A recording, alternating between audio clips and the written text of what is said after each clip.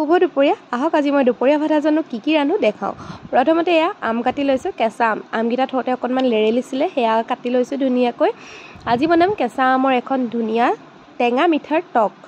লগতে অলপমান প্ৰসাদ আছিলে, প্ৰসাদখিনি ধুনীয়াকৈ এয়া মিক্সি বাতি এটাত ভৰাই লৈছোঁ ধুই পখালি। ইয়াতে চব আছে দেই, নাৰিকলো দিয়া আছে, মানে গোটেই প্ৰসাদত যিখিনি থাকে সেইখিনি গোটেইখিনি দি দিয়া আছে আৰু মই বাছি থকা নাই।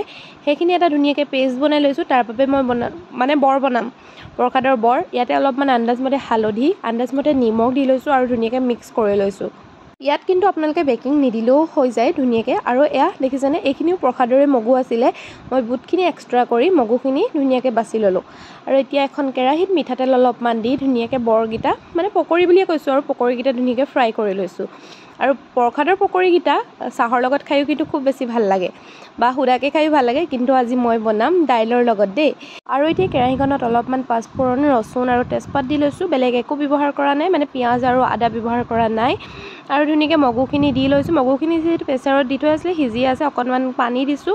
পানী দিয়াৰ পিছত উতল আহিব দিলোঁ। আৰু এইফালে মই বনাব লৈছোঁ আমৰ টকখিনি। তাতে অলপমান পাঁচফোৰণ দিছোঁ আৰু বেলেগ একো দিয়া নাই। আৰু অকণমান হালধি, নিমখ দি দুডোখৰমান জলকীয়া, বি জলকীয়া দি দিছোঁ, আপোনালোকে যিকোনো জলকীয়া দিব পাৰে। আৰু এয়া দাইলখিনি উতলি থাকোঁতে মই বৰকেইটা দি দিলোঁ। এইফালে আমাৰ ধুনীয়াকৈ দাইলো হ'ল, এইফালে টেঙা মিঠা আমৰ টকখনো ৰেডি হ'ল। আৰু এইফালে দেখিছেনে, এয়া অকণমান মাহীৰ বাবে, এয়া অকণমান মহাৰ বাবে, তেওঁলোক দুজনৰ বাবে স্পেচিয়েলি লৈ লৈছোঁ। আৰু এইফালে আজি আমাৰ দুপৰীয়া ভাত এনেদৰেই হৈ গ'ল দেই। আমৰ টক, মাছৰ ফ্ৰাই, মাছৰ পেটু, এয়া মায়ে বনালে, বৰ দিয়া দালি, লগতে ভাত খুব বেছি ভাল লাগে।